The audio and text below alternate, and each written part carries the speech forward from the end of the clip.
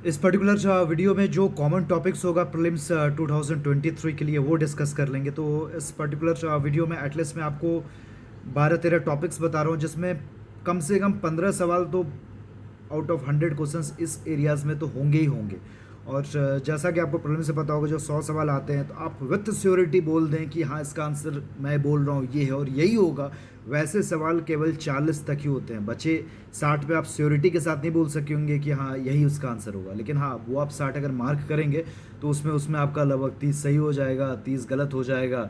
तो लगभग आपके 70 भी अगर सही हो गए, 40 + 30 70, तो आप भी आपके 120 मार्क्स आ जाएंगे। तो ये 60 में तो वही होता है। तो ये 40 आपको इंश्योर करना है कि आपको एकदम कन्फर्मिटी के साथ आ जाएँ। तो ये 40 में भी आप अगर देखेंगे तो पॉलिटी का लगभग 10 सवाल हो जाता है, तो 10 सवाल वहीं से आपके बन जाते हैं। अब बच्चे 30 सवाल बाद बाकी सब्जेक्ट से होते हैं।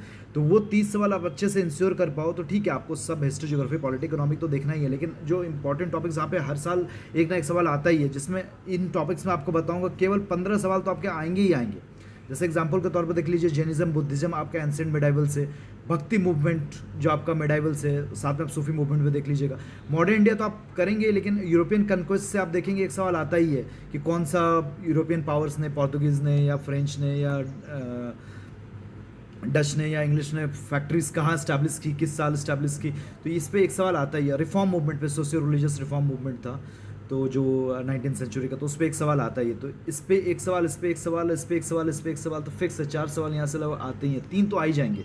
जीआई टैक्स पे 2 साल में एक साल सवाल आ ही जाता है। तो आप स्पेशली जो रिसेंट जीआई टैक्स है वो देख लीजिएगा, और अभी तक लगभग जितने भी जीआई टैक्स मिले हैं एक बार ग्लांस कर लीजिएगा तो आपको लगभग पता चल जाएगा किस स्टेट का है वो।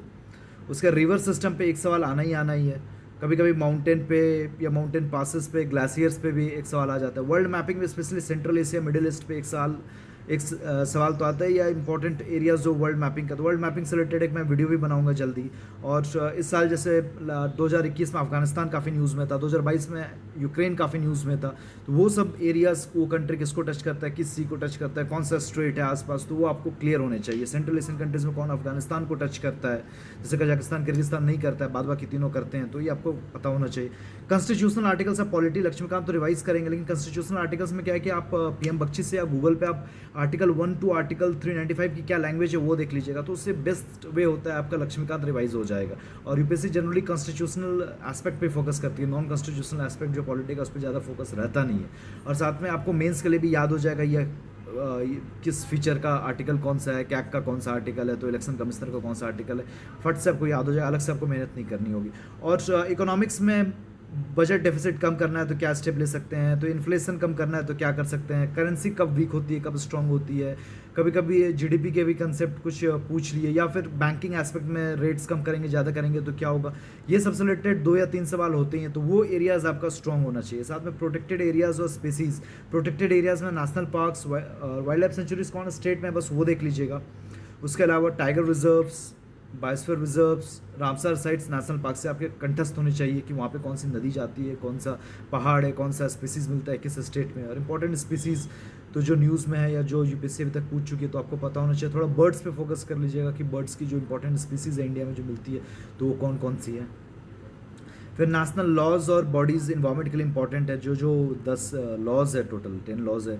4-5 तो आपको फॉरेस्ट से ही, एफआरए हो गया, एफसी हो गया, इंडियन फॉरेस्ट एक्ट हो गया, कैंपा हो गया, वाटर पॉल्यूशन एक्ट हो गया, एयर पॉल्यूशन एक्ट हो गया, एनवायरमेंट प्रोटेक्शन एक्ट हो गया, बायोडाइवर्सिटी कंजर्वेशन एक्ट हो गया, फिर वाइल्ड लाइफ प्रोटेक्शन एक्ट हो गया।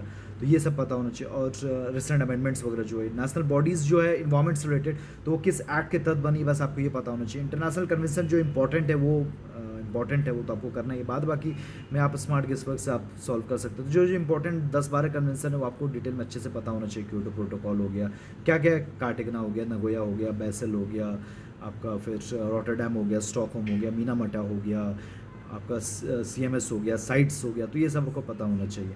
और गवर्नमेंट रिपोर्ट्स जो है, गवर्नमेंट रिपोर्ट्स और इंटरनेशनल रिपोर्ट्स पे कौन पब्लिश करता है, कौन सी मिनिस्ट्री करती है, इंटरनेशनल लेवल में कौन सा ऑर्गेनाइजेशन है, कौन सा एनजीओ करता है, वो अब इधर लास्ट 2 साल में यूपीएससी नहीं पूछ रहे, लेकिन पहले पूछ रही थी, तो ये आपको देखना ही देखना है। तो ये यहाँ पे डिस्कस कर लिया। आपको ये सारे वीडियोस अच्छे लग रहे हैं, डू सब्सक्राइब माई चैनल। और जो इंपॉर्टेंट पीडीएफ होगा या फिर प्रीलिम्स के रिलेटेड वीडियोस होगा मैं अपने टेलीग्राम चैनल पे डाल दूंगा, तो आप उसका लिंक आपको मिल सकता है